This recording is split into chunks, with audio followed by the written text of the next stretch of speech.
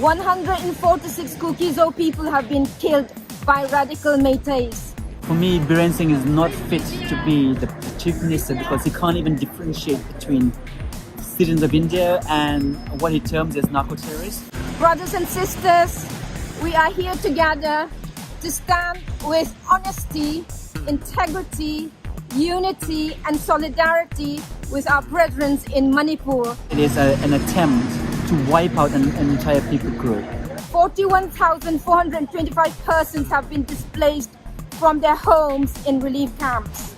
I mean, I think it's the logical conclusion of what's happened in India.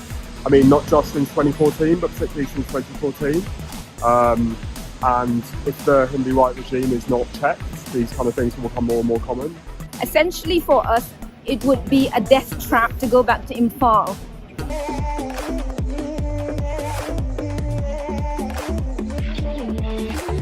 We are one. We are united.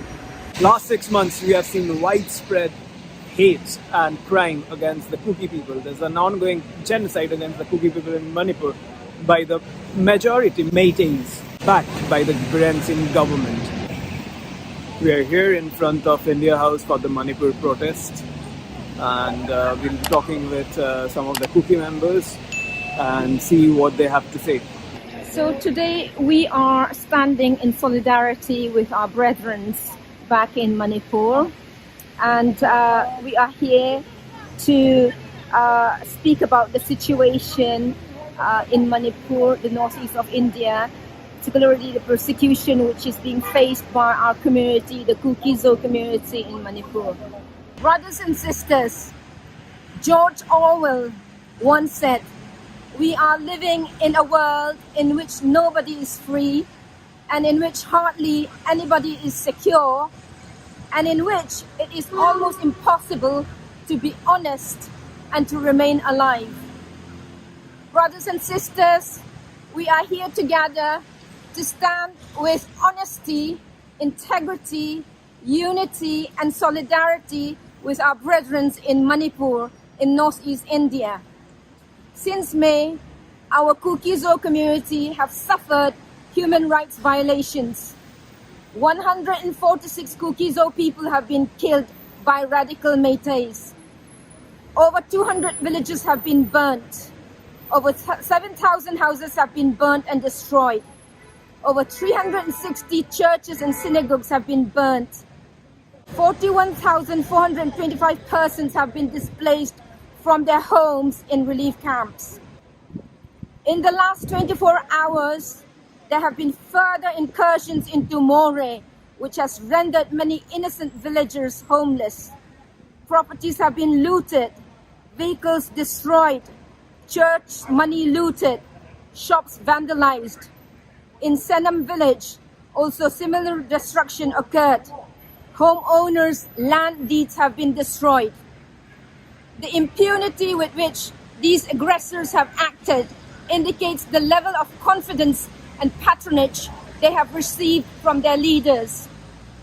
We call on all people to join us in calling out the human rights violations perpetrated against the minority ethnic Kuki-Zo community in Manipur.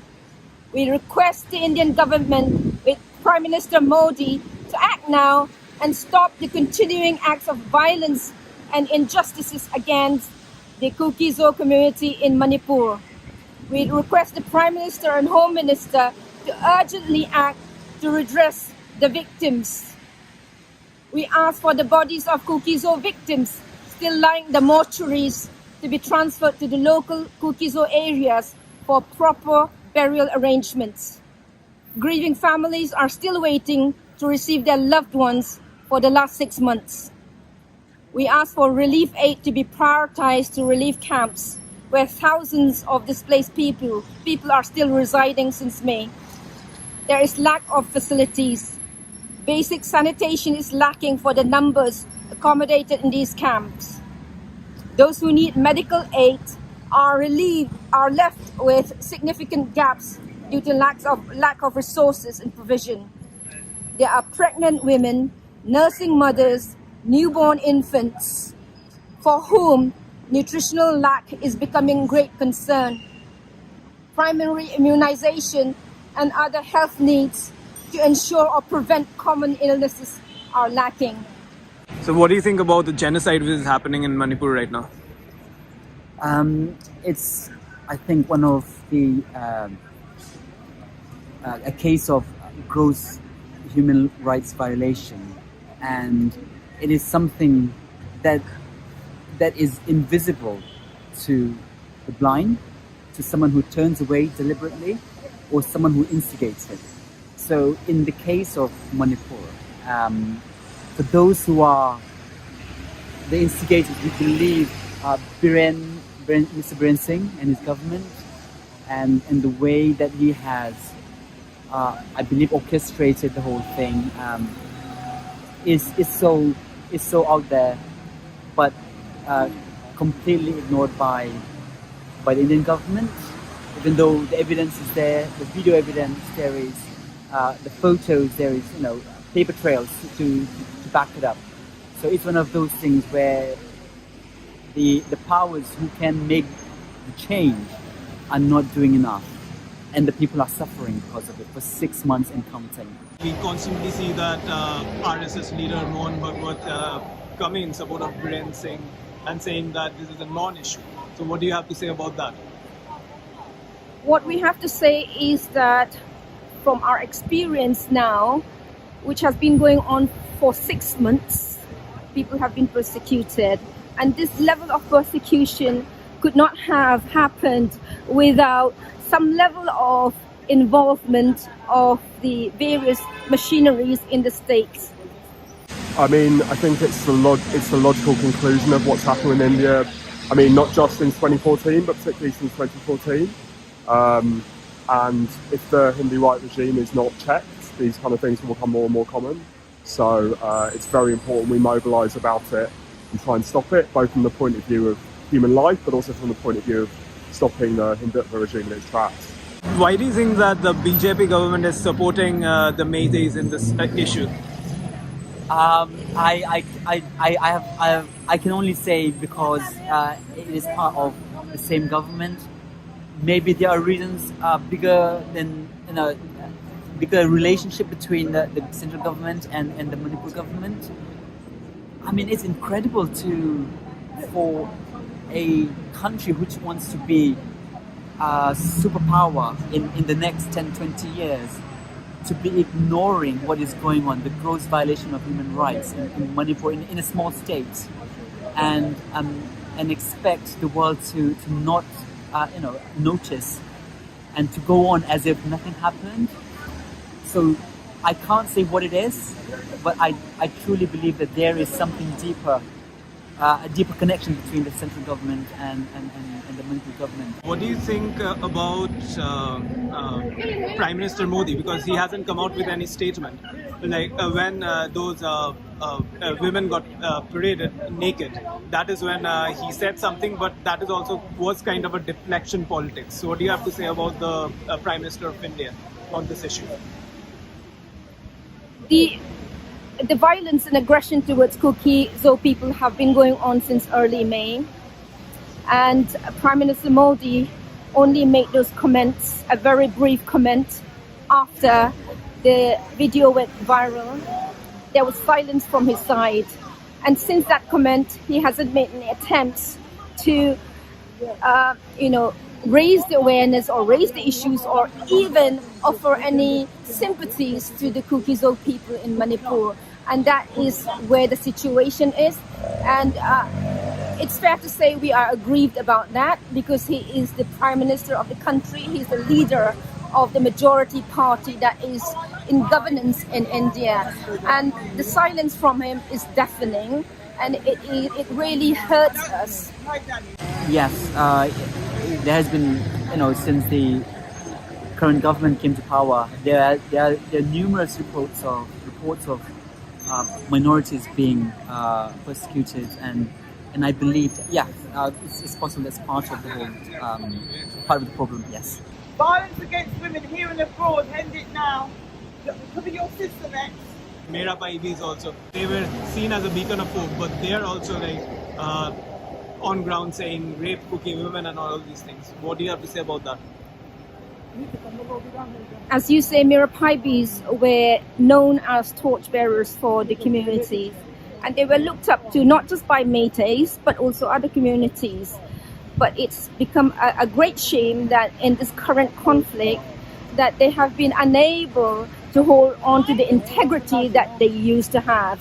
And we do have evidences which have been captured on camera and elsewhere that they have been aggravating the violence, particularly against women, and that is, we do have evidence of that. The internally displaced peoples have been failed. The education for primary, secondary school students are an ongoing concern. And for postgraduate students, there is a lack or absence of alternative arrangements, and this is glaring. We are thankful to some of the other state governments who have generously accommodated Kuki-Zo students in their universities. We appeal for more Indian state governments to help our students in continuing their professional education and development. Each student provided for will be a boon to the future of the nation and for humanity. Aldous Huxley said, "The propagandist's purpose is to make one set of people forget that certain other sets of people are human." So we are appealing to all with the words of Desmond Tutu. Do your little bit of good wherever you are. It's those little bits of good put together that overwhelm the world. Over 41,000 people have been displaced in various relief camps in Manipur and also outside of Manipur. They are safe because they have escaped to these places. If they were in their own villages now, I do not think they would survive. So that is the fact of the matter at the moment. At this point in time, we are unable to go back to Imphal, those who live in Imphal, and also we are still waiting for our dead bodies victims, which are still lying in the morgues in Imphal, and no arrangements have been made. So essentially for us, it would be a death trap to go back to Imphal. Everyone's turning a deaf ear towards the Kuki problem. So what are your next steps? This is a difficult one. We're hoping. We've been crying for 6 months and counting, like I said, that we're hoping that someone who can make these changes. We are a small number today. It does not make the human rights violation any smaller. So we are hoping that someone who can make the difference would say something, would do something, and make a difference. Otherwise, the attacks will keep happening, and I'm worried actually as Christmas approaches.